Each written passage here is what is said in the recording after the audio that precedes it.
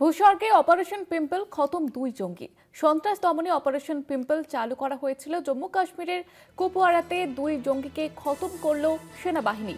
আর এই নিয়ে আরো বিস্তারিতভাবে আপডেট দেবে আমাদের সঙ্গে টেলিফোন লাইনে রয়েছে আমাদের প্রতিনিধি অরিত্র ঘোষ। অরিত্র, দেখো, শনিবার সাত সকালে জম্মু কাশ্মীরের কুপওয়ারাতে দুই জঙ্গিকে খতম করলো ভারতীয় সেনা তথা সুরক্ষা বাহিনী।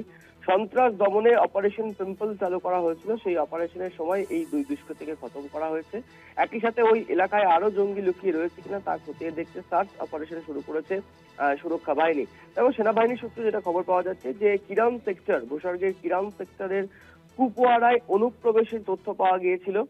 একটি স্পেশাল ইন্টেলিজেন্স ইনপুটের ভিত্তিতে 7ই নভেম্বর সেই এলাকায় একটি অভিযান চালানো হয় এবং সেখানে পৌঁছে কিছু সন্দেহজনক গতিবিধি লক্ষ্য করে সীমা সুরক্ষা বাহিনী।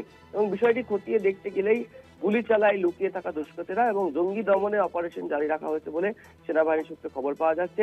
খুব সাম্প্রতিককালে গত 5ই নভেম্বর জম্মু এবং কাশ্মীরের কিস্তওয়াড়ে জঙ্গিদের সঙ্গে সুরক্ষা বাহিনীর গুলির লড়াই হয়েছিল। নির্দিষ্ট তথ্যের ভিত্তিতে জম্মু কাশ্মীর পুলিশ এবং সেনা যৌথভাবে জঙ্গি দমনে সংশ্লিষ্ট এলাকায় অভিযান চালিয়েছিল। সুরক্ষা বাহিনীকে লক্ষ্য করে পাল্টা গুলিও চালানো হয়েছিল। সেই সময় সুরক্ষা বাহিনী তাদের সেই গুলির জবাবও দিয়েছিল।